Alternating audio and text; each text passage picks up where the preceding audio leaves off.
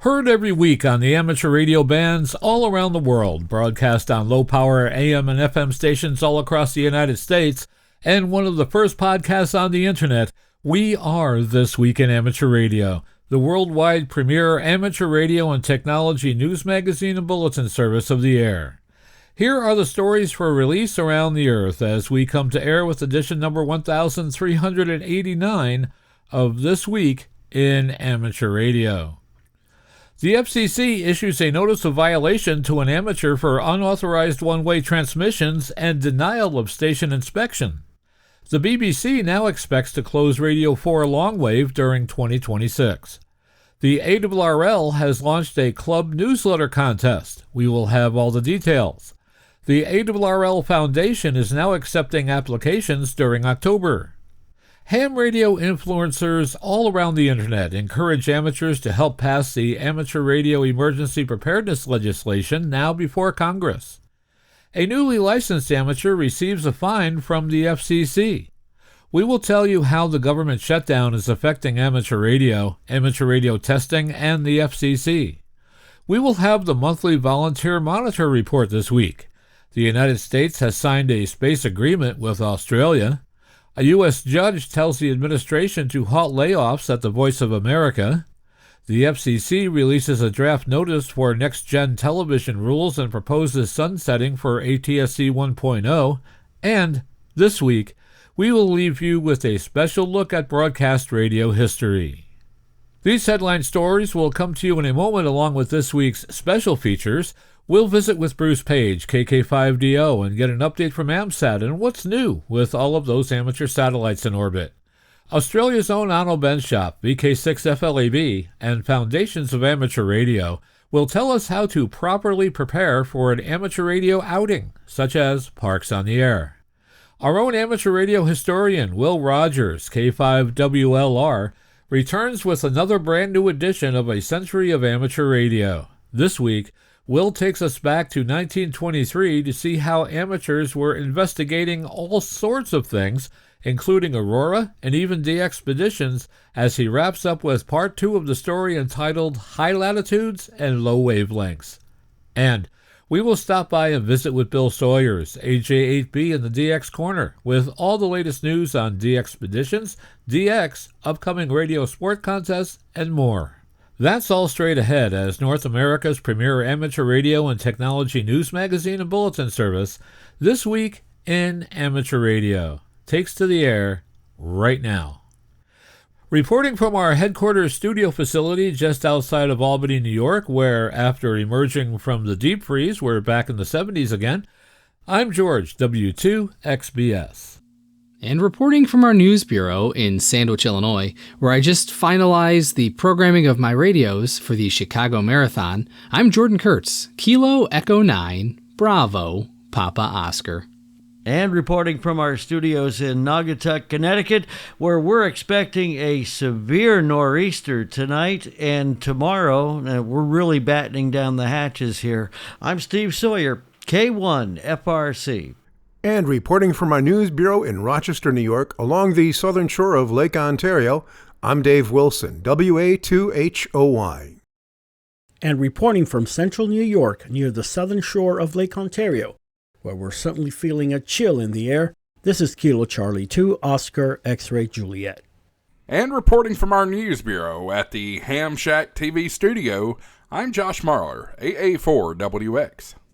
And reporting from our news bureau this week from station K2MST inside the Museum of Science and Technology in downtown Syracuse, New York, I'm Chris Perrine, KB2FAF.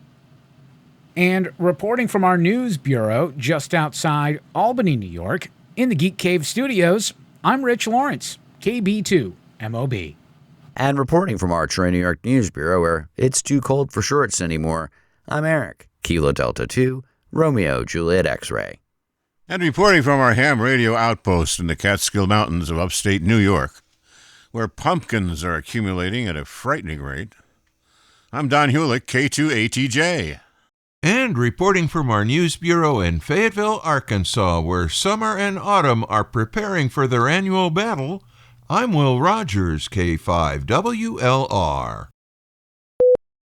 Leading off our news this week, the Federal Communication Commission has issued a notice of violation to Mike F. Conte of Naples, Florida, citing alleged rule violations related to unauthorized transmission and refusal to allow station inspection. John Ross, KD8IDJ, is here with more. The FCC notice by the Regional Director, Region 1 Enforcement Bureau was released on September 29, 2025, and includes that Conte holds an amateur radio service license KA2FPZ. According to the notice, FCC Enforcement Bureau agents from the New York field office conducted an investigation on March 17, 2025. Using direction-finding techniques, they located and monitored transmissions on 7.200 megahertz emanating from a residence owned by Conte in Brookfield, Connecticut, that appeared to be one-way broadcast originating from KA2FPZ. According to the FCC, Conte was pretending to speak with a station he identified as KB2VBO, a call sign not currently licensed to any radio amateur operator. In addition to the alleged unauthorized broadcasting, the FCC reported that agents are denied and were denied access to the residence in violation of the Commission's rules. I'm John Ross, KD8IDJ. No station responded to the transmission Conte made, and the notice included that Conte later admitted to the agent that he was engaging in one-way communication that was neither allowed nor exempted under the rules. In addition to the alleged unauthorized broadcasting, the FCC reported that agents were denied access to the residence in violation of the Commission's rules. The notice of violations outlined two specific rule violations: 47 CFR Part 97.103 Subpart C, which states that the station's licensee must make the station and the station records available for inspection upon request by an FCC representative. 47 CFR Part 97.113 Subpart B, which states an amateur station shall not engage in any form of broadcasting, nor may an amateur station transmit one-way communications except as specifically provided in these rules. The Commission ordered Conte to respond in writing within 20 days of the notice's release, providing a detailed explanation of the circumstances, corrective actions taken, and a timeline for addressing any remaining issues. The FCC emphasized that the notice does not preclude further action if warranted. The BBC now expects to close its flagship national radio service, Radio 4, on longwave at some point during 2026. This according to a BBC contact that has told the campaign to keep longwave. The news comes in a month that marks 91 years of broadcasting on longwave from the main Deutschwitz transmitter, and during the centenary year of one of the most iconic longwave programs, the Shipping Forecast. Meanwhile, the campaign to stop this shutdown altogether continues. Any long-wave shutdown during 2026 would leave the shipping forecast inaudible to many mariners, as FM and Coast Guard signals cannot travel further than a few miles offshore. It would also deprive thousands of long-wave listeners across the country from a much-loved source of news, entertainment, and education in the form of Radio 4, which isn't available in all areas on FM or DAB. Contrary to rumors circulated on some parts of the internet, however, an exact shutdown date for longwave has not yet been decided, as the BBC continues to carry out an impact assessment on the closure of the service. The BBC has stated its intention to inform listeners of the actual date at least 2 months before the signal is shut off, and this could happen as early as January 2026 or not till December. The campaign to keep longwave continues to push for this date to be put back further and indeed indefinitely postponed. In a report called Still Speaking to the Nations, published earlier this year, it set out several important reasons for keeping the longwave broadcast. Those reasons include the low energy costs of broadcasting from a single transmitter to the whole nation, the importance of a single nationwide reliable signal in the event of war or cyber attack that could render the internet inaccessible, the need for longwave broadcasts of shipping forecasts at sea, provision of Radio 4 in parts of the country that are poorly served by FM, DAB, and the internet. the heritage value of continuing a service that's run for nearly a century, let alone the countless vintage receivers capable of tuning in, and no hard evidence that longwave listenership is declining and the need to attract new listeners to radio for the BBC's own survival. Added to this, we can now conclude that the importance of Radio 4 longwave to some listeners in war-torn Ukraine, who can find therein a trustworthy source of news that cannot be blocked by hostile powers. The BBC has yet to provide a detailed response to the report or to petition to keep the longwave containing over 5,000 signatures, which was delivered in person to the Broadcasting House back on June 7, 2025. In a time of uncertainty, division, and political turmoil, the importance of Radio 4 longwave has never been greater. A bulletin sent to members of ARRL, the National Association for Amateur Radio, included information about the impact of the United States government shutdown on licensing for the amateur radio service. The government shutdown began at 12:01 Eastern Time on Wednesday, October 1st, 2025, when Congress had not passed an appropriations bill or other plan to keep the government funded for the new fiscal year beginning October 1st. Here with more details on how the shutdown affects amateur radio, we go to League headquarters for this report from John Ross, KD8 IDJ. Federal Communications Commission, which issues amateur radio service licenses, issued a public notice on Tuesday, September 30th, indicating that it would suspend most operations following a shutdown. The FCC notice said, aside from a few emergency and auction filing systems, all other Commission electronic filing systems will be unavailable to the public until normal agency operations resume. ARRL Volunteer Examiner Coordinator Manager Maria Soma, AB1FM, said the FCC systems appeared to go offline about 1 p.m. Eastern Time on Wednesday, and they are redirecting to the public notice. This means the FCC will not be processing any amateur radio license applications during the shutdown, which includes individual, club, and exam sessions, new and upgrade applications. But ARRL volunteer examiners should continue giving exam sessions, said Soma. Keep doing what you're doing. Keep serving new and upgraded candidates for amateur radio licenses. Soma also urged that volunteer examiners continue to promptly forward session results from their exams to the ARRL VEC. Please do not hold on to your session results. Send your sessions to us, and ARRL VEC will continue to queue all applications as they are received. Once the federal government reopens, ARRL VEC will promptly resume submitting applications to the FCC for processing, so keep sending sessions to the ARRL VEC. The FCC shutdown notice indicate that CORD's registration system would remain available for certain activities, but new registrations are not currently being accepted. This means that new applicants cannot register for an FRN. This has created a temporary barrier for individuals who wish to take the amateur radio exam but do not yet have an FRN. Existing users can still log in and access their accounts, and applicants who already have an FRN can test without issue.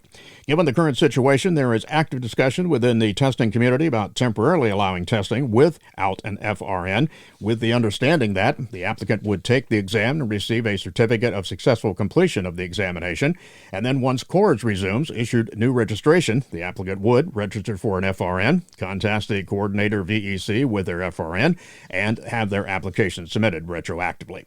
This approach would preserve momentum for new licensees and avoid delays in testing, and please continue to check the ARRL website for updates as they become available. I'm John Ross, KD8IDJ. The FCC's Universal Licensing System, or ULS, databases are also currently unavailable to the public.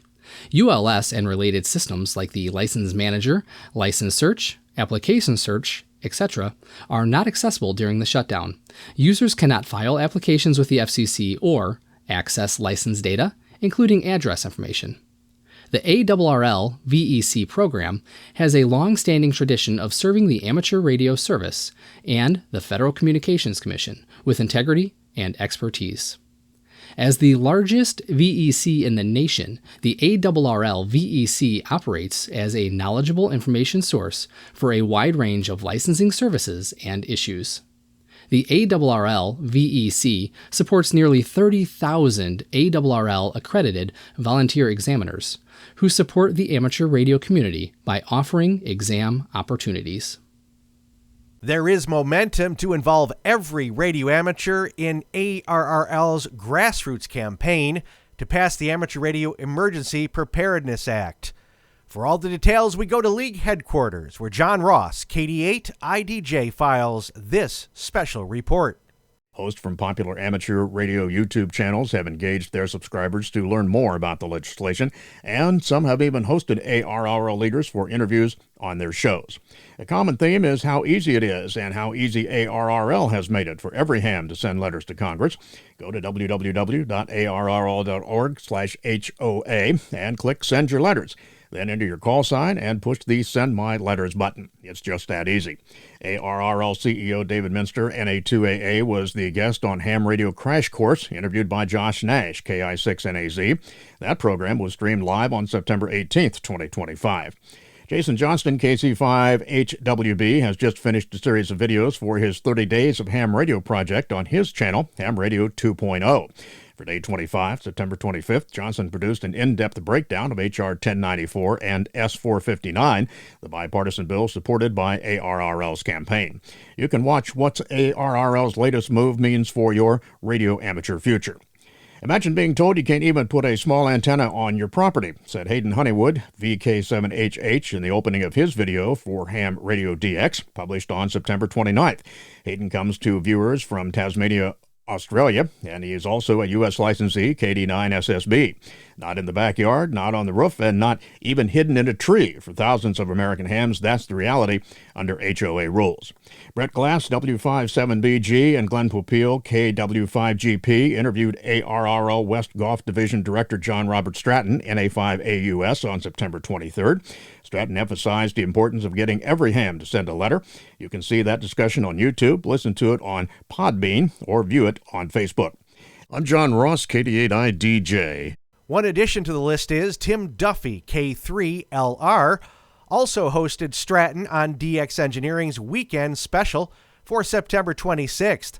During the 15-minute live stream, Stratton answered questions from viewers about the work ARRL has already accomplished to secure congressional sponsors for the bills. As part of ARRL's Year of the Club, ARRL is hosting a club newsletter contest. With more details on this exciting new contest, we go to League headquarters where John Ross, KD8IDJ, files this report. The club newsletter can keep members informed of news and upcoming events and keep them interested between meetings and activities, teach them about ham radio skills and technology, or even make them laugh, remember, or set an operating goal. The sky is the limit. ARRL wants to see what your club does with the mix of information that can go into a newsletter. Enter the club newsletter contest for a chance to have your newsletter honored in QST. Here are the rules and requirements. The club newsletter contest is open to ARRL-affiliated clubs that have published a newsletter for at least 1 year. Submit PDF files of 1 year's worth of consecutively published issues, no gaps there, ending with your most recent issue. If your newsletter is monthly, submit 12 consecutive issues. If your newsletter is bi-monthly, submit 6 consecutive issues. And if your newsletter is quarterly, submit 4 consecutive issues. Publication dates may span 2024, 2025, 2026 if necessary. Submissions must include a completed club newsletter contest submission form, which asks for information about your club and newsletter, as well as a 500-word statement on the purpose of your newsletter and how the newsletter's contents and design fulfill that purpose. Part of the judging process will include a comparison of these statements with the newsletter samples.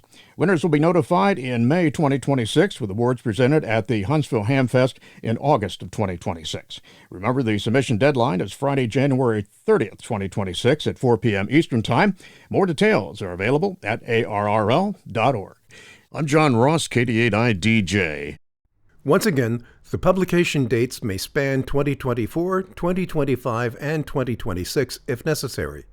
For example, if your newsletter is published monthly and the September 2025 issue is your most recent publication at the time of your submission, send us all 12 issues from October 2024 through September 2025.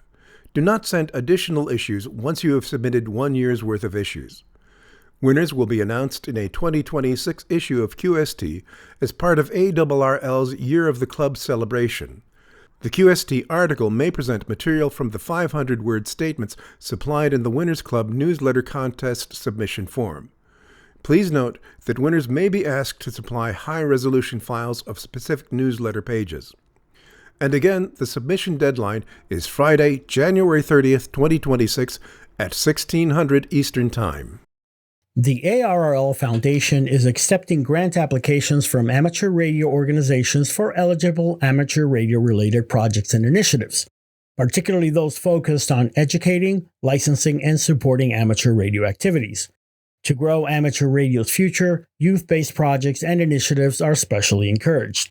The ARRL Foundation Grants Program accepts proposals on a cyclical model 3 times a year, in February, June, and October. Proposals for the October grant period are accepted through October 31st. Awardees will be notified approximately 1 month after the closing of each cycle. The ARRL Foundation carefully manages a portfolio of endowments in which donors have provided specific goals for their gifts, and that portfolio is invested and managed in a way that it can continue to support those goals for many years to come. Additional information and a link to the grant application can be found at www.arrl.org/amateur-radio-grants. In the U.S., the FCC has charged an amateur radio operator with unauthorized operation on a frequency assigned for use by public safety agencies, private mobile paging, and businesses. The FCC's action against Matthew Davidson, KG7EFI, stems from a complaint its Enforcement Bureau received on July 10th, barely 1 month after Davidson was granted his technician class license. Technician licensees are permitted use of VHF bands, including 6 meters, 2 meters, and 1.25 meters. According to the complaint, enforcement agents said Davidson, who lives in Utah, was questioned 18 days after the complaint and admitted that he was transmitting on 173.675 megahertz, a frequency that is unauthorized under his license. The FCC has given him 20 days to file a formal written response. With the birth of the 13 Colonies special event here in the United States as a 4-day event in 2009, Ken Vallone, Kilo Uniform 2 Uniform Sierra, began a ham radio revolution. Inspired by the fun of the ARRL sweepstakes, the military veteran had hoped to organize a special on-the-air event that would spotlight American history and celebrate the nation's independence during the days surrounding the July 4th holiday. As Ken told the ARRL earlier this year, the 2008 sweepstakes spurred him to try his luck for 1 year only to see what happens and to have some fun. The man who made sure that the fun would continue each year afterward became a silent key on October 2nd following a lengthy illness. In the years before his death, the 13 Colonies event had become an internationally popular activity with bonus stations and chasers around the world. Only weeks before this year's event, with his health worsening, Ken transferred the event's leadership to his friend, Tony Jones, November 4 Alpha Tango Juliet, coordinator of North Carolina's Kilo 2 Juliet station. With the help of Bob Josiewicz, Whiskey Alpha 3 Papa Zulu Oscar, the 13 Colonies event went forward. Ken stayed active as state manager for Kilo 2 Alpha operators in New York. Tony went on to say that the event's 2025 certificate was one that Ken himself designed, and that only one change was made to it, so it reflected that the event was honoring him as its founder this year. One event operator on Facebook wrote, Ken had no idea just what he had created. What started as a small event over the next 17 years became one of the most participated and celebrated ham radio events, not only in the United States but around the world. Next year's event will mark the 250th anniversary of the nation's independence, and Tony will be looking for ways to mark the milestone while continuing to honor Ken. He said, I will miss Ken and his guidance. Ken was 76. 4 foreign controlled testing laboratories that evaluate electronics imported for use in the United States have been denied recognition by the Federal Communications Commission. Just days before the shutdown that affected much of the U.S. government, including the FCC, the Commission announced that the 4 labs, like the 11 the Commission denied early in September, were controlled by Chinese interests. That makes for a total of 15 such labs rejected so far by the FCC's Office of Engineering and Technology as part of the administration's goal to give U.S.-owned companies the responsibility of certifying electronics for import and sale within the United States. All approved equipment must demonstrate that it's not a threat to U.S. national security and must comply with FCC standards. This move is the latest following the Commission's adoption in May of the order. At that time the order was announced, the FCC disclosed that about 75% of all electronics sold in the United States are being tested by Chinese laboratories. Dennis Markell, November 1, India Mike Whiskey, has been appointed ARRL New Hampshire Section Manager effective October 1st, 2025. The role has been open since the term ended on June 30th, 2025. Markell is active with his local radio club and participates in Parks on the Air. He will serve for the remaining term, which ends on June 30th, 2027. The previous section manager was Peter Stower, Whiskey 1, Foxtrot Echo Alpha, who served from 2013 to 2019 and 2021 to 2025. It is time for this month's Volunteer Monitor Program Report. The Volunteer Monitor Program is a joint initiative between the ARRL and the FCC to enhance compliance in the amateur radio service. This is the current activity report of the Volunteer Monitor Program. Technician operators in Florida and Georgia received advisories concerning 17-meter FT8 operation, a band on which technicians have no privileges. Technician operators in Florida, California, and Oregon received advisory notices concerning 20-meter FT8 operation, a band on which technicians also have no privileges. A commendation was issued to an operator in Ohio for exceptional work with the April 29, 2025 Skyward net on the Preble County 145.470 MHz repeater. There was one virtual club presentation about the Volunteer Monitor Program, and the totals for this report's monitoring were 1,208 hours on HF frequencies and 1,668 hours on VHF frequencies and above, for a total of 2,876 hours. We thank Volunteer Monitor Program Administrator Riley Hollingsworth, K4ZDH, for this month's report. 2 Faraday cages have been put in place at the Square Kilometre Array site in Western Australia to protect the giant radio telescope from interference caused by RF leaks coming from inside the data center. The data center and the array are being built in Murchison, a remote location that provides a needed environment of radio quietness. Despite the radio silence at the location, the data center's computers, which connect to the city of Perth, generate stray RF, spurring the need for Faraday cages to prevent the electromagnetic energy from escaping. The International Massive Array, which will have 131,072 antennas, is still a work in progress since it was started in 2022. The site in Australia is home to the array's low-frequency antennas. South Africa is housing the mid-frequency antennas. The observatory and headquarters are at the Jodrell Bank Observatory in northwest England. Although the array will still be a work in progress through to 2029, Philip Diamond, director of the Square Kilometre Array Observatory, recently told the Register website that tests may be run on the facility as early as 2027. He told the Register, "By then we will have the largest physical low-frequency telescope on the planet." As we have been reporting for the past few weeks, the government of Equatorial Guinea temporarily has suspended all amateur radio license. This decision follows the revelation of a case involving a foreign amateur radio operator who gained access to sensitive areas with unauthorized equipment.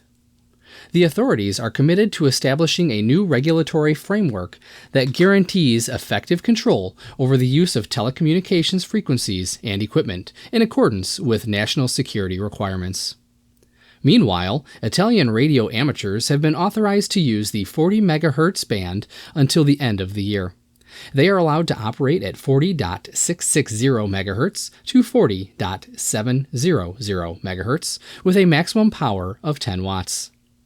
The Italian regulator has also given permission until December 31st for Italian amateurs to operate on 70.1, 70.2, and 70.3 MHz. And remember, you may be able to hear them, but you cannot work them. Hello and welcome to the DX Corner for your weekly dose of DX. I'm Bill, AJ8B. The DX word for this week is tail ending. Tail ending refers to a specific operating technique used to initiate contact with another station immediately after a QSO ends. More specifically, it means waiting for two stations to finish their QSO and then quickly calling one of them as soon as they sign off. It's a way to jump in without interrupting the ongoing exchange. This technique is especially common in pileups or contesting when you're trying to contact a rare or desirable station. For example, if WB8LCD and N8SY were wrapping up a QSO, you might hear 7.3 from WB8LCD. At that moment, I might say AJ8B, just as WB8LCD stops transmitting. This approach is considered efficient as long as the station you're trying to QSO with doesn't mind. Some do. I typically only use this technique during a contest or pileup, and if you're going to use it, you should practice it.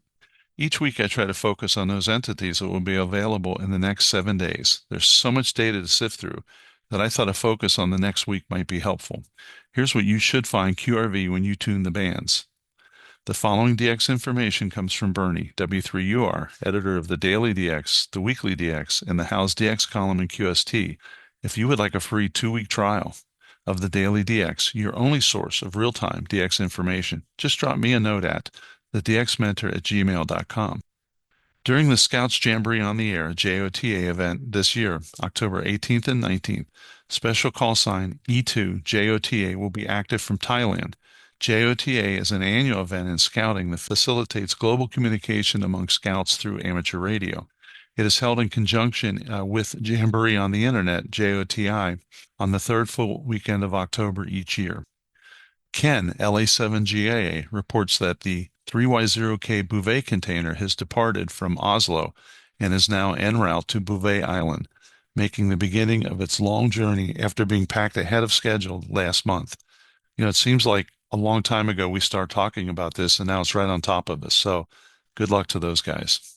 Chris, VK2YUS, will once again operate as YJ0CA from Port Vila, Vanuatu between October 14th and the 24th, 2025. He'll be active on single sideband only using the same equipment as before, a simple wire antenna and vertical covering 40 meters to 10 meters, along with IC7300 and a compact amplifier. Most of his operating will take place between 2100 Zulu and 1000 Zulu. Please note that Chris exclusively uses paper logbooks and provides confirmations via high-quality physical QSL cards. He does not use electronic logging or QSL systems. Requested QSL cards for confirmed contacts will be mailed by airmail from Australia in November. For full QSL details, please visit his website on QRZ.com. After, quote, complicated discussions with customs, end quote, Harold, DF2WO, was able to obtain his confiscated equipment for his XT2AW Burkina Faso DXpedition. He was QRV Monday just before 1900 Zulu with reports of FT8 activity on 60, 12, 10, and 6 meters. He was also heard as CW on 15 meters and sideband on 10 meters. He has also been on the QO100 satellite. Harold plans to be there for the next 3 weeks, operating 160 through 6 meters. As a reminder, VE7BV Dwight is QRV from Guatemala, where he is operating holiday style as Tango Golf 9, Bravo Bravo Victor until October 25th. Activity is on CW sideband and FT8 on 40 meters through 50 megahertz. QSL director via the Bureau to VE7BV. Harry, JG7PSJ, is QRV as W80RU from Saipan in the Northern Mariana Islands until October 12th. Halvar, LA7XK, will be joined by LA9DL and LA6VM for an annual trip to JW, Svalbard, that they have done together since 2001, and they hope to continue in future years. They will be QRV until October 14th, including the phone weekend of the Scandinavian Activity Contest. and they will have the call sign JW5X in the contest. Their personal calls are JW9DL, JW6VM, and JW7XK. Mario, PY2DV, and Bruce, PY2BS, are on their way to PY0F, Fernando de Noronha, and should be QRV by now as PY0FB and PY0FBS, respectively, operating holiday style. Mario will be QRV as PY0FB on the HF bands, 80 through 10 meters, and possibly 6 meters, with an emphasis on sideband and some FT8, FT4. Bruce will be QRV as PY0FBS on 23 centimeters EME. They will be there until October 15th. At the end of the operation, they will upload all QSOs 100% free to LOTW. The V6 Delta de-expedition to Micronesia has come to an end. On Monday afternoon local time, they dismantled the beam and the large vertical antennas. The other antennas remained in place for a few hours more. Quote, with a total of over 90,000 QSOs from more than 160 DXCC areas and over 20,000 unique stations, we were very satisfied with the result. On Tuesday, we will return via Guam and Tokyo. After our arrival in Germany, the log will be checked for accuracy and a final version will be made available on Club Log for OQRS.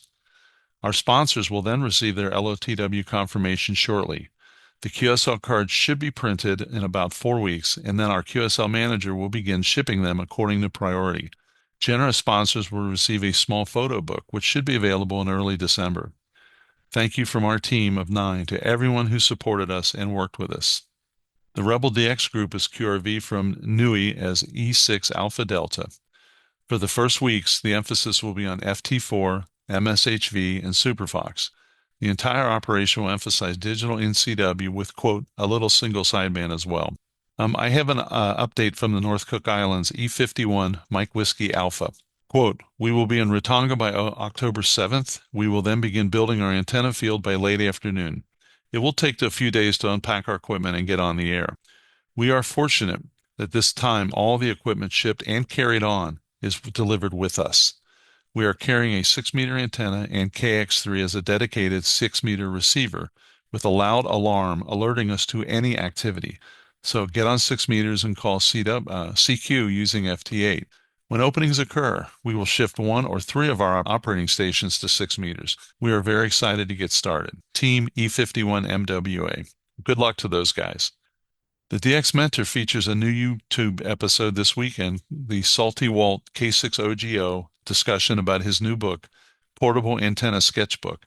And Walt is an absolute hoot. We had a blast doing it, and I hope you kind of tune in and check it out. Let me know what you think.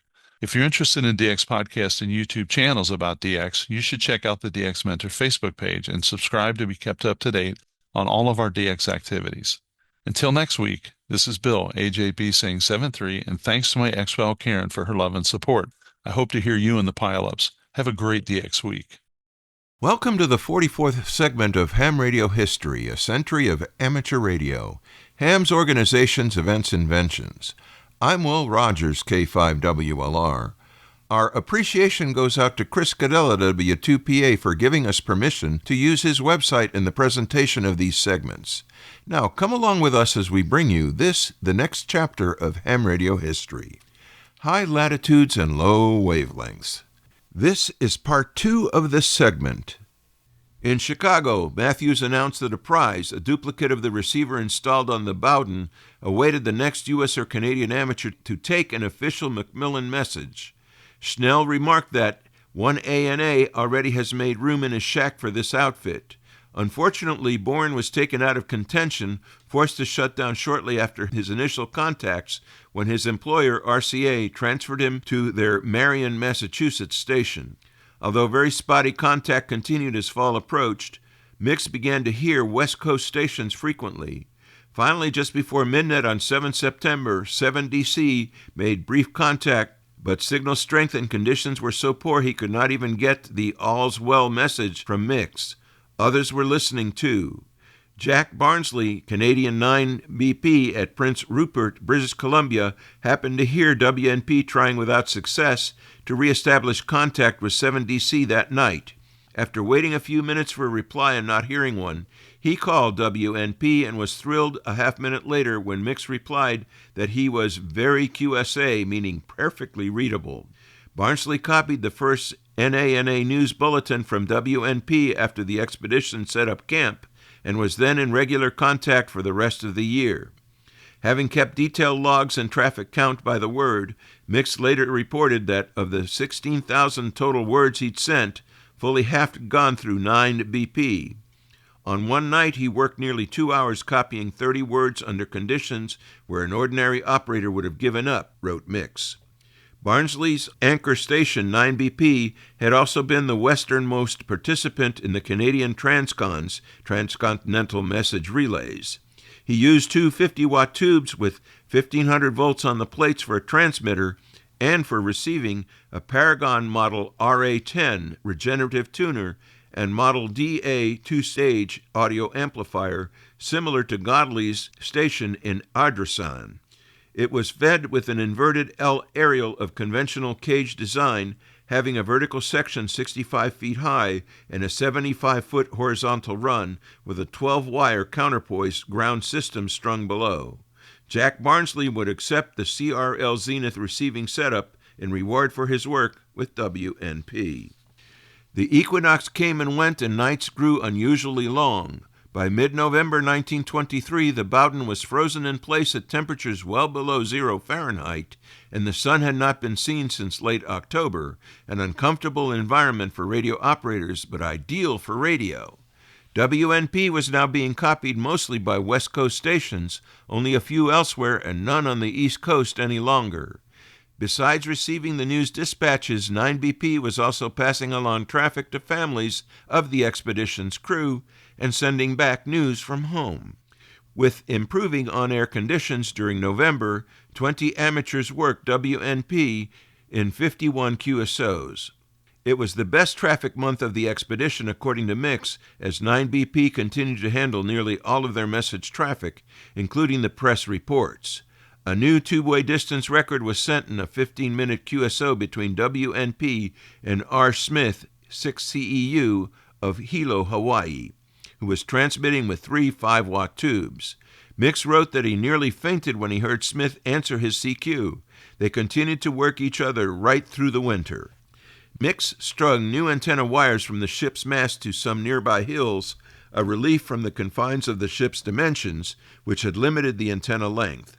The Zenith equipment had been performing very reliably. No tubes had been changed since leaving Maine. At this point, he was getting news directly from 6 amateur stations, plus European commercial stations POZ and GBL, and reported hearing music from a station in Glasgow, the only European broadcaster that he could identify. As the winter progressed, he began to hear many more North American broadcasters. The crew was especially surprised one night to hear CFCN call out, "Hello WNP somewhere in the Arctic. Hope you are getting this." A cartoon drawn by frequent QST cover artist Clyde Darr, HZZ, depicted his conception of Don Mix's transformation from bow-tied and suited, clean-cut New Englander to whiskered and wild-haired Arctic explorer fitted in fur. Born in 1979, Darr had grown up in radio closely paralleling Vermilia's example, passing through the neighborhood telegraph, spark coil, and transformer stages to become a first-class CW operator as 8JAD and 8CB. After qualifying for a special license and receiving his prized 8ZZ call sign, his became the first station in Detroit to broadcast music. As president of the Detroit Radio Association, member of the ARRL board, and Central Division assistant manager, Darr was well known for his work both on and off the air. On 22 December 1923, President Coolidge sent a holiday greeting to the Macmillan expedition via the RCA station in Washington, D.C. Not having a commercial station in the Arctic, RCA then telephoned to ARRL headquarters to ask whether the League could convey the message. So QST technical editor Kurtz began trying to send it from his home station in Hartford that same night, but conditions were particularly poor with loud electrical power line noise pervading the air. He was therefore pleasantly startled to hear Darr at HZZ merrily chewing the rag with Mix at WNP. Kurtz called repeatedly but could not make contact. Exasperated, he turned for help from several other local stations who all tried to raise HZZ, only to hear Dar complain of the QRM, then abruptly sign off for bedtime, just missing his chance to deliver the president's Christmas message in time. The next night, crews contacted 2 other Detroit area hams who went over to Dar's house and woke him up to try again for WNP, but it was not to be. On 24 December, HZZ finally got it relayed to Barnsley at Anchor Station 9BP, who uncharacteristically could not raise WNP either. After trying for several additional nights, he finally got through and passed the message on the evening of New Year's Day, 1924. The final reported routing path of the president's message was 1HX 8ZZ 5GO 9BP WNP. To speed things up, the reply message went via wire directly from Barnsley. Propagation continued to mystify and amaze all involved, especially when WNP reception reports began arriving from New Zealand. Unknown to the northern explorers, new radio territory was also being charted far south of 200 meters by explorers of another kind. The Macmillan expedition is one of the most well-documented and widely written about events in early amateur radio history. For additional reading, see the articles by Dilks and the book by Bartlett. We will pick up WNP again here later. Included in this material are quotes from the following: K.B. Warner, West Coast Working Bowden, WNP, QST, November 1923, page 21. K.B. Warner, 9BP, still chief contact with Macmillan, QST, December 1923, page 23. D.H. Mix, My Radio Experience in the Far North, QST, November 1924, page 17. Amateur Radio Stations, QST, December 1923, page 49. Splendid Contact with the Bowden, QST, January 1924, page 28. Who's Who in Amateur Wireless, QST, August 1922, page 48. K.B. Warner, Coolidge Holiday Greetings to Macmillan Travel via Amateur Radio, QST, February 1924, page 29. John Dilks, Where in the World is Bowden, QST, August 2008, page 95. John Dilks, Wireless North Pole Christmas, QST, December 2008, page 94. John Dilks, Don Mix Returns Home, QST, March 2010, page 94. Richard A. Bartlett, The World of Ham Radio, 1901 to 1950, McFarland and Company, Incorporated, 2006, page 163. With our appreciation to Chris Cadella, W2PA, for permitting us to use his website's materials, Ham Radio History, A Century of Amateur Radio, Ham's Organizations, Events, Inventions, in the preparation of this segment, I'm Will Rogers, K5WLR, reporting for This Week in Amateur Radio. Foundations of Amateur Radio. Recently, my local power company notified me of a planned network outage. That's code for we're turning off the power and your choice is to deal with it. If you've been paying attention, you'll note that this is not the first time this has happened in recent times.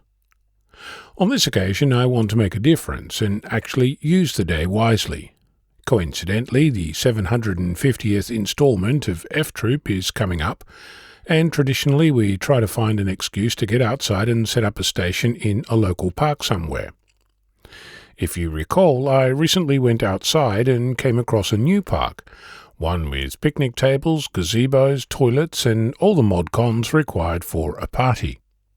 Combine these unrelated events and you end up with testing the idea of running F-Troop, a weekly net for new and returning amateurs, from this park, which also neatly turns that into a POTA or Parks on the Air activity, which raises several logistical questions.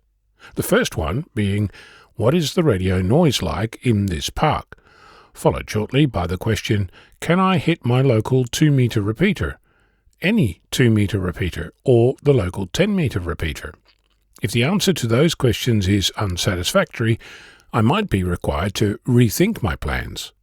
Combining those questions with a power outage at home seems like the perfect excuse to go out into the bright day and get on air and make some noise.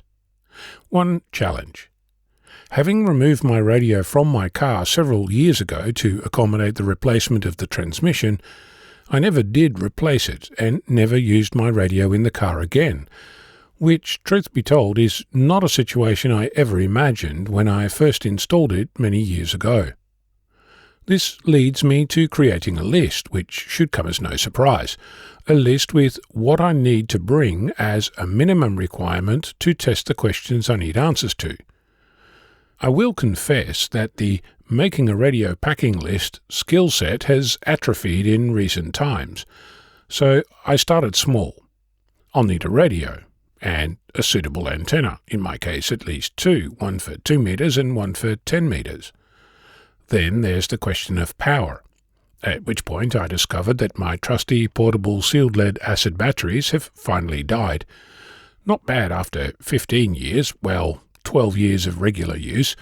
Likely they would have continued to be of service if I had used them in the past 3 years, mainly hampered by the death of my 12-volt battery charger. If you feel like I'm going off track, you'd be right. That was the exact experience I had when I started building my list. I added a digital multimeter, an antenna analyzer, an antenna tuner, and coax, then realized that I needed to check if the coax adapters were the right ones, and so it continued. The upshot is a preliminary list with 15 items on it, in various stages of fully populated. For example, I know I have a 2 meter and 70 centimeter antenna in the garage, but I haven't touched it in years, so I need to go find it. And the battery in my digital multimeter needs checking. You get the idea. It's a good thing I started this caper well over a week before the planned outage, so at least I have half a fighting chance to get it to the point of usefulness, before my screen turns black due to the threatened lack of electricity. It occurred to me whilst I was in the middle of this extended list creation process that I was essentially replicating what I might have experienced the very first time I went outside with my station in 2011.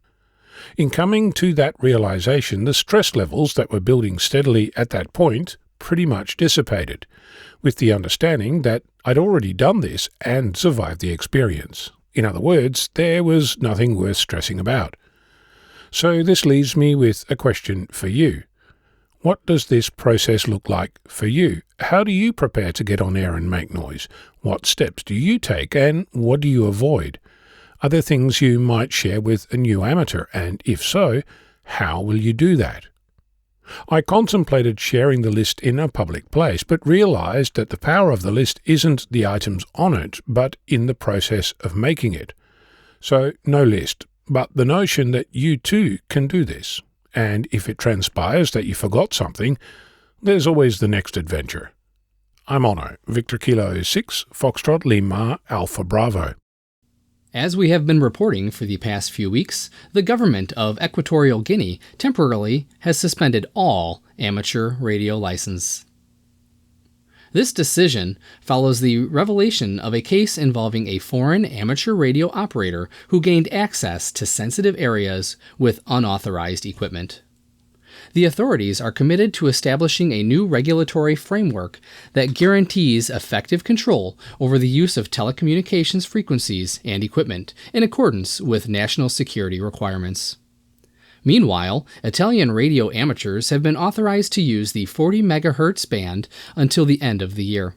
They are allowed to operate at 40.660 MHz to 40.700 MHz with a maximum power of 10 watts. The Italian regulator has also given permission until December 31st for Italian amateurs to operate on 70.1, 70.2, and 70.3 MHz. And remember, you may be able to hear them, but you cannot work them. At the International Astronomical Congress taking place in Sydney last week, representatives from the United States and Australia gathered to sign a framework agreement that strengthens collaboration in aeronautics and space exploration between the two nations. Acting NASA Administrator Sean Duffy and Australian Space Agency head Enrico Palermo signed the agreement Tuesday on behalf of their countries, respectively.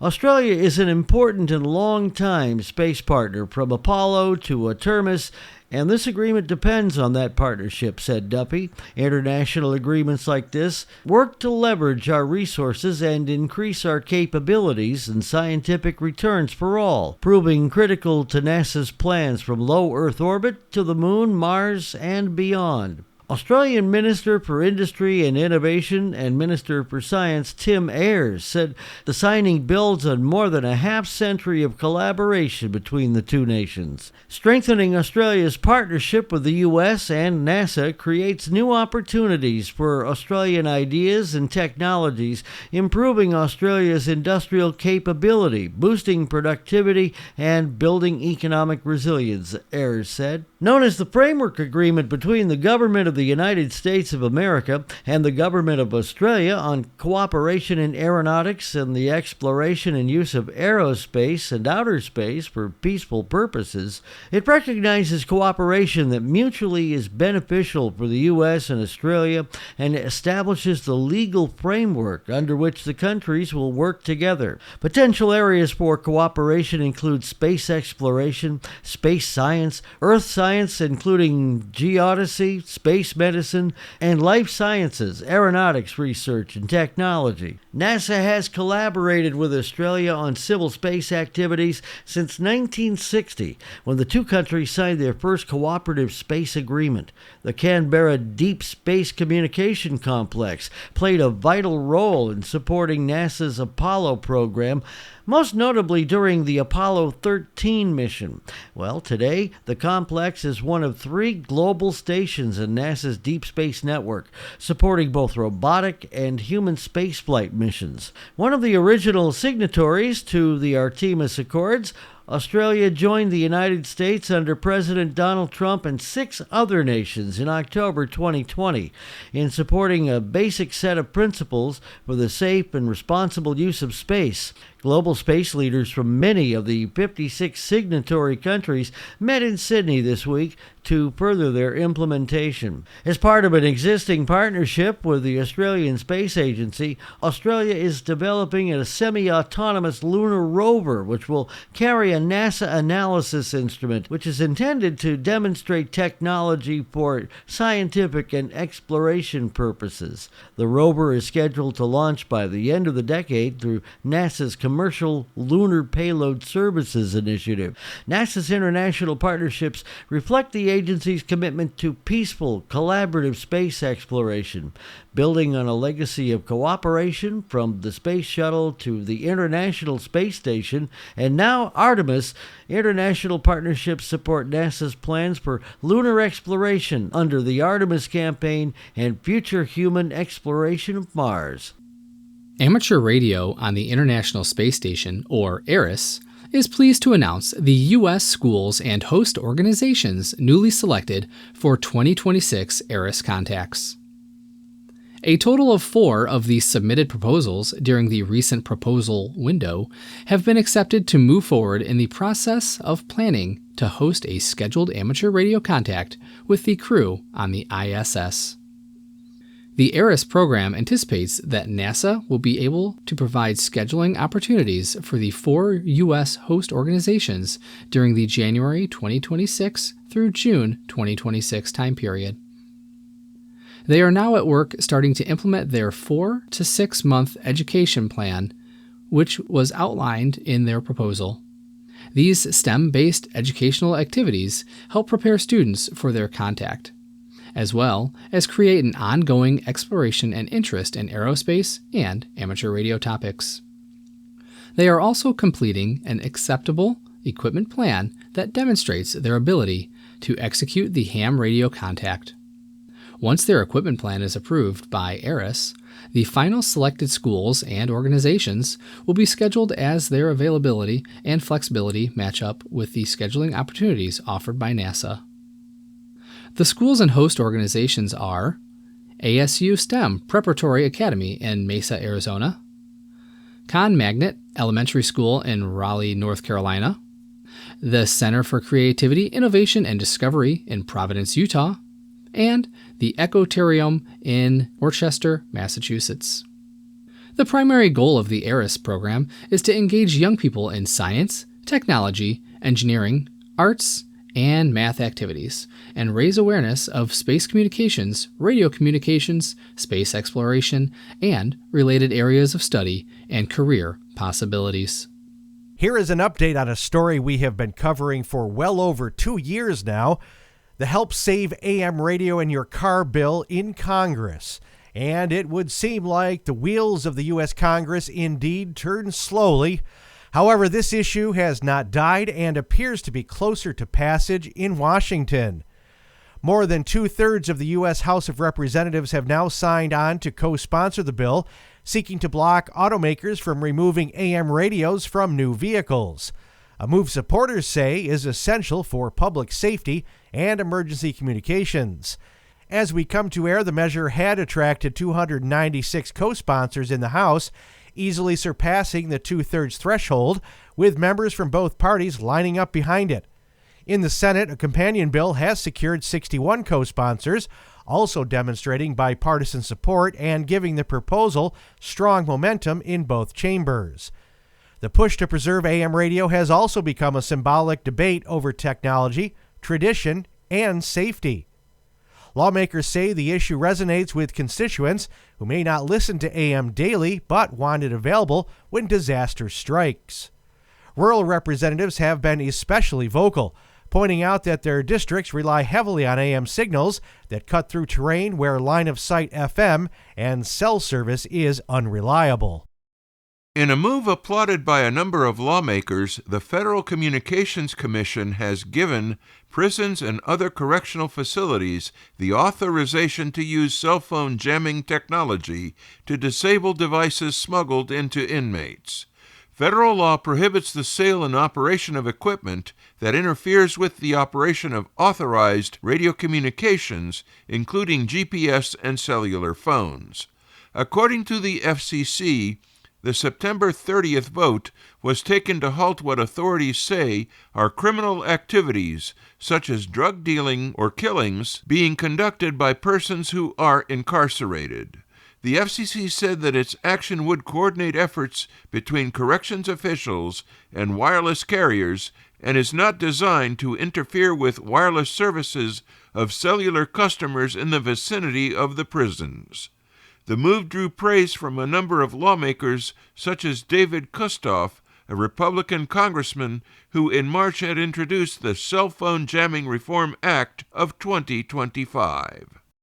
TuneIn.com, a popular radio and podcast streaming app, is teaming up with the USA's Federal Emergency Management Agency's integrated public alert and warning system to deliver emergency alerts through its Android Auto TuneIn app.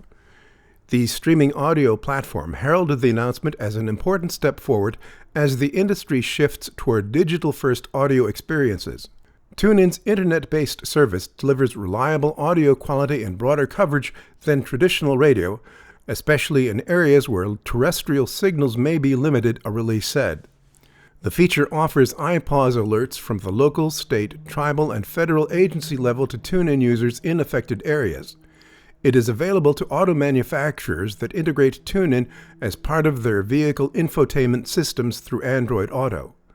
A TuneIn spokesperson said the company has no specifics for motorists who use Apple CarPlay for infotainment or phone projection. The spokesperson added that the company is exploring all options. A U.S. federal judge has ordered the Trump administration to halt layoffs at Voice of America, freezing the planned elimination of 532 full-time staff positions at the U.S. Agency for Global Media. The cuts would have represented most of the agency's remaining employees. In his written order, Lamberth said he no longer harbors any doubt that the defendants lack a plan to comply with the preliminary injunction.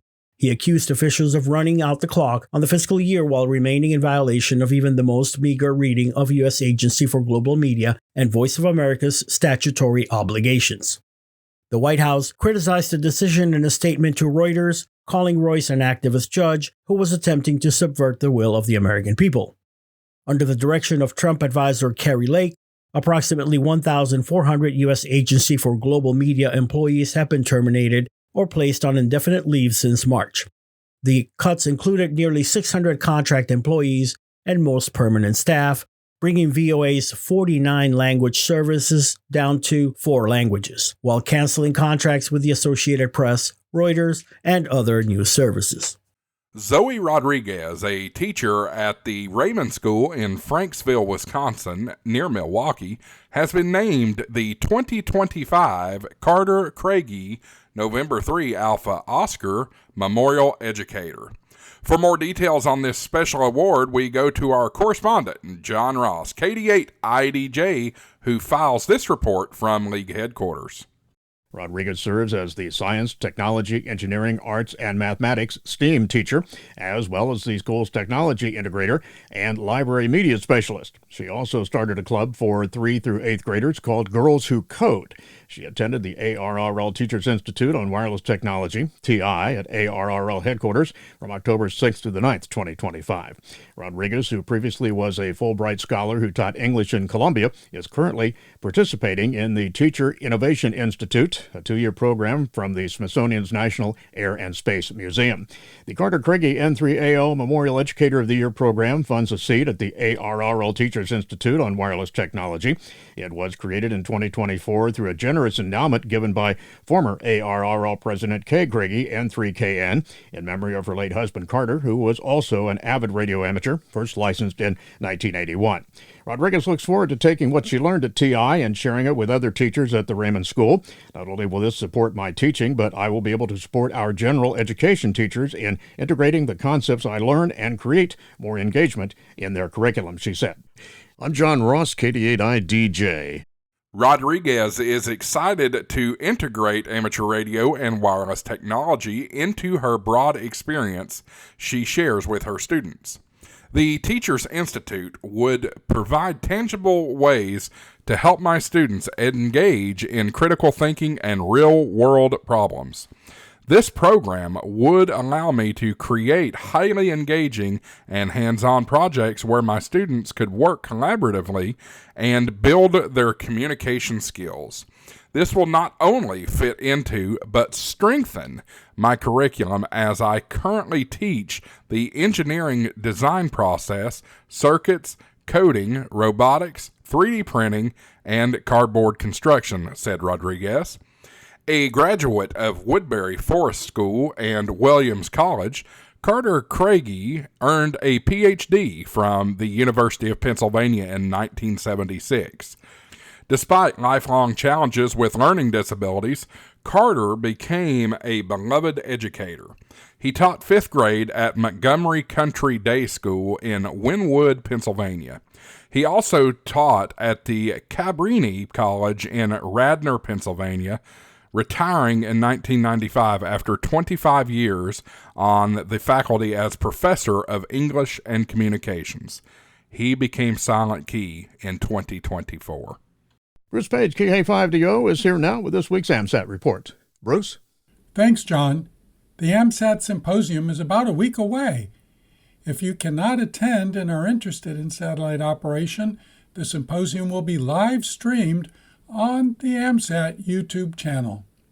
Topics starting Friday afternoon are Ascent Team Propulsion, Oscar to OS Tracks, Fox Plus Mechanical Layout and Design, Extending Command and Control for Golf, ERIS, Youth Initiative, and ARDC.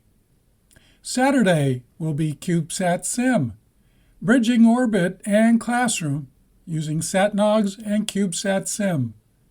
A new use for Fox and MESAT-1 whole orbit data algorithm. Telemetry for Fox Plus and Gulf CubeSats. Gulf T electrical power supply. Engineering, Gulf T update.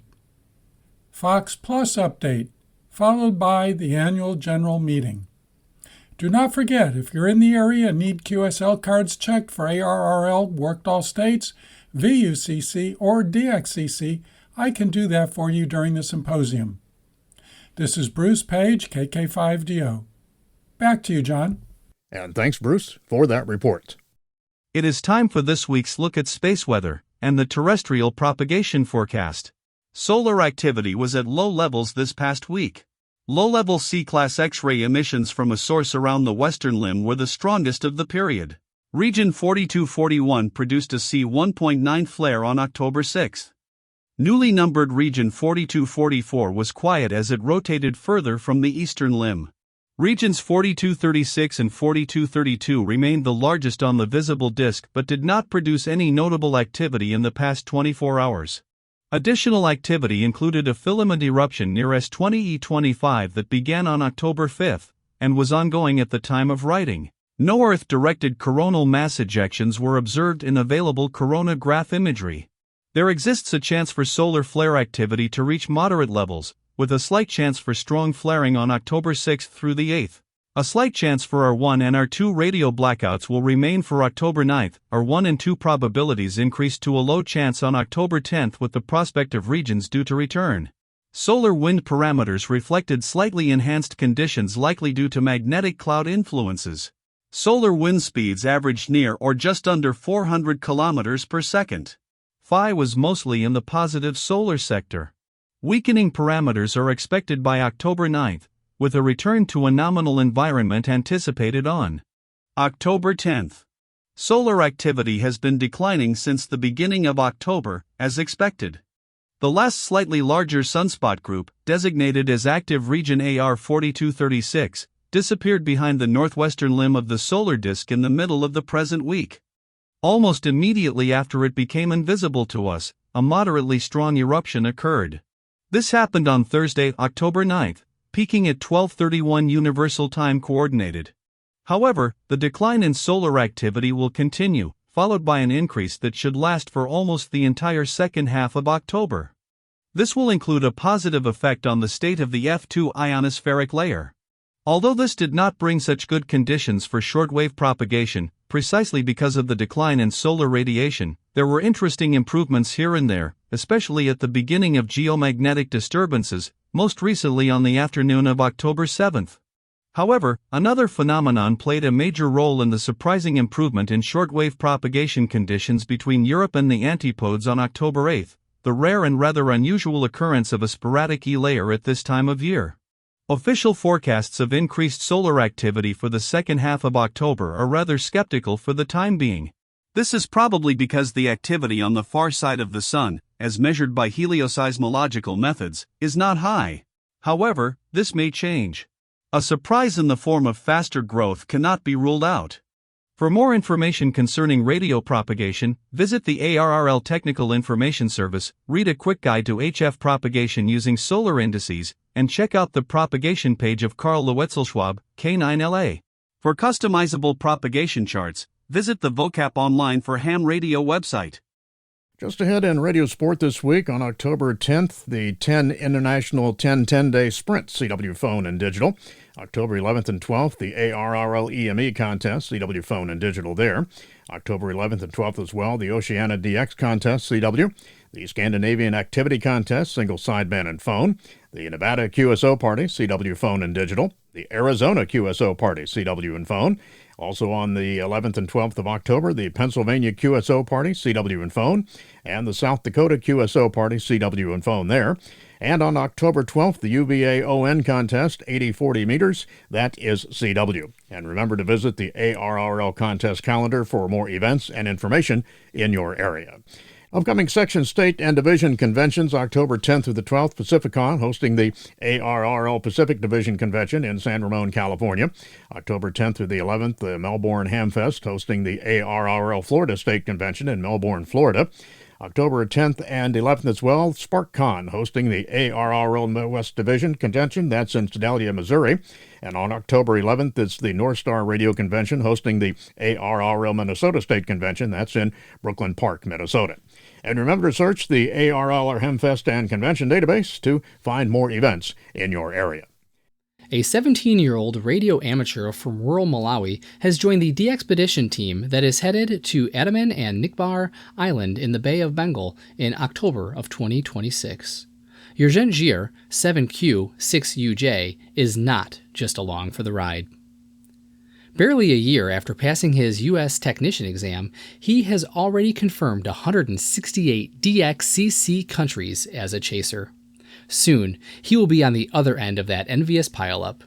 He is studying to upgrade his license and sharpening his proficiency in CW. Urgent was mentored by Don Jones, 7Q6M, K6ZO, as part of a project created by Hack DC Amateur Radio Club of Washington, D.C., and supported by the Jeffrey Dahm Memorial Foundation. Urgent hopes his efforts will inspire other young people in Africa to embrace amateur radio too. One of Urgent's next trips after India will not be to a DXpedition, but to an even longer journey that will shape the rest of his life. He plans to go to the U.S., where he hopes to combine academic studies with radio science at Virginia Tech University. Colorado students spent some time last month bouncing their voices off the moon. On Saturday, September 27th, 2025, the Deep Space Exploration Society hosted their annual open house event, drawing around 65 excited visitors to the Filsner Radio Telescope and Science Center just south of Haswell, Colorado. Haswell is in an underserved southeastern portion of Colorado where school children don't have the kind of exposure to science as do students in the major cities like Denver and Colorado Springs. The Filsner Radio Telescope and Science Center is that exposure for them and more. The highlight was definitely the incredible 60-foot dish functioning flawlessly, and everybody loved hearing their voices bounce off the moon, said Paul Sobin, N0OT, president of the Deep Space Exploration Society. It was a thrilling experience for both kids and adults, and we even used the 23-centimeter wavelength amateur radio station to demonstrate how contact can be made with stations across the country, in the United States, Hawaii, and Australia by bouncing them off the moon. Those attended agreed it was a fantastic day with perfect weather, filled with fun, learning, and community spirit. Haswell Mayor Michelle Nelson provided lunch for the event, and sales were so good there that a generous donation was made to the Carville High School 2026 graduating class. The New Jersey Knights of Columbus Amateur Radio Club, NJ2KC, will host a special event October 11th through the 13th, 2025, to celebrate the 233rd anniversary of Columbus Day. The event is scheduled for 0000 Zulu to 2359 Zulu, using 7.234, 14.234, 21.234, and 28.424 megahertz. The day was first celebrated in New York City on October 12, 1886. Today it's a federal holiday, recognized in some states as Indigenous Peoples Day. The Greater St. Louis Area Scouting Council will be active during this year's JOTA and JOTI event, and all stations will be on the air October 17th through the 19th, 2025. JOTA and JOTI, Jamboree on the Air and Jamboree on the Internet, is the world's largest digital and amateur radio scout event promoting friendship and global citizenship. Tom Dougherty, November 0, Tango Juliet Delta, Greater St. Louis Area Scouting STEM Radio Community Chairman, said they received an ARRL Foundation grant late last year for $21,865, which allowed for new amateur radio equipment to be installed at scout camps around the region. For the JOTA and JOTI event, scouts will have a total of 7 stations operating, HF, UHF, and VHF, and 1 portable HF station. In the Greater St. Louis Area Council, all science, technology, engineering, and mathematics directors for each district, a total of 22 districts encompassing 27,000 scouts, have been promoting the event since early August. Jamboree on the Air and Jamboree on the Internet is held on the 3rd full weekend of October each year, coordinated by the World Organization of the Scout Movement. For registration and all of the details, visit the Jamboree on the Air and Jamboree on the Internet websites. After announcing on October 6th that it would vote on a notion of proposed rulemaking on ATC 3.0. At its October meeting, the Federal Communications Commission released a draft of the measure that provides more details on how it plans to consider the matter and which questions it might explore. The draft, which could change before the FCC is scheduled to vote on October 28, raised more questions than answers about how the agency might act on key issues related to next-gen TV, but does provide some hints on how FCC Chairman Brendan Carr is thinking about the subject. The draft notes that the FCC has tentatively concluded that TV stations should be allowed to choose when to stop broadcasting via the ATSC 1.0 standard and begin broadcasting exclusively in 3.0. It also tentatively concluded that TV stations should be allowed to broadcast in both 1.0 and 3.0, as many are doing now, but with fewer restrictions and requirements than the 1.0 version. This would free up more spectrum for advanced ATC 3.0 services. The draft would take a more neutral approach to other key issues, raising a series of questions about key topics, like the creation of new rules mandating ATC 3.0 tuners in all new TVs. Consumer electronics firms have consistently opposed a tuner mandate, arguing that it would increase the cost of TV sets and is generally unnecessary because most consumers access video content over streaming and pay TV services rather than over-the-air antennas. Next-gen TV is coming, and it will transform local broadcasting into a vibrant, interactive service that not only competes with big tech streaming platforms, but also delivers enhanced emergency alerting, hyper-local weather warnings, and life-saving public safety information. The ARIS team is working towards 2 short SSTV activations for October 2025. Both of those are expected to start on a Friday and end on the following Monday. The first event is ARIS's traditional celebration of the launch of the first artificial Earth satellite in 1957. The SSTV activation started on a Friday. That was Friday, October 3rd, and ran to Monday, October 6th. The second SSTV campaign is tentatively scheduled to start on Friday, October 17th, with a short pause for a special student contact on Saturday, October 18th, and resume until completion on Monday, October the 20th. This interval roughly coincides with the International Scouting Jamboree on the air, and the SSTV image theme is expected to deal with scouting. ARIS expects to offer separate electronic award diplomas for participants who receive at least one image from a campaign and submit it to the SSTV gallery. It is time for the weekly look at AMSAT's satellite shorts from all over. And once again this week, they are really short. We begin with an announcement from M2 Antenna Systems sales manager Robert Brown, KR70, who reports that LeoPack antenna systems are back in stock and once again available in the AMSAT store. Despite the factory working nearly around the clock, the LeoPack had been out of stock for several months due to a sudden increase in commercial and government orders. The good news is, at this time, there is no price increase. And finally, Suryono Audiosamarta YD0NXX/N5SNN, Amateur Radio Organization of Indonesia, reports September 28, 2025 was the 10th anniversary of IO-86, or Indonesia Oscar 86 satellite. The host vehicle, Lapan A2 satellite, was launched from India using a PSLV rocket. This celebrates 10 years of an almost problem-free satellite is beyond imagination, as the service year was designed for only 2 years. Currently, the FM voice repeater payload is still working well, only the APRS digipeater is showing reduced sensitivity. The same digipeater box, a Tracker 2 that was purchased at the same time in 2008, currently on my bench is also showing the same symptom. Hopefully we can have another 10 years of service from the satellite. People in Florida who turn to their churches in times of need will soon find refuge there in another kind of storm, hurricane season, with the help of amateur radio. His role as the associational mission strategist for the Marian Baptist Association doesn't require Mark Wiebel and for GPA to have a ham license, but Mark, a former pastor, took his FCC test successfully a year ago, and since then he has been finding ways to harness ham radio's power for churches' emergency communications during hurricane season.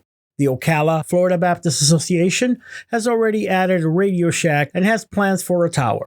Under Mark's direction, the group is also looking to create a network of hams within its 67-member churches. Pastors are helping Mark locate licensees within their congregations. Meanwhile, the association has a telescoping radio antenna donated after an upgrade done by the Marion Emergency Radio Team, a radio group Mark belongs to which handles disaster communications and the county's Emergency Operations Center. Mark plans to give church leaders a tour of the association's Radio Shack in the hopes it will inspire them to install a shack of their own local congregations. He told the Baptist Press that church involvement makes good sense. He said, "If we were to have a hurricane, I'd need to know which churches have power, which churches are not damaged, and which churches can host disaster relief teams. I need to know which churches need help and which ones can help." Meanwhile, he is busy being helpful even without a radio in hand. His chaplaincy training assists him in helping distraught families cope during or after disasters. 6 years after launching its first nanosatellite, Sri Lanka has launched its third, and the ham radio CubeSat is now orbiting the Earth.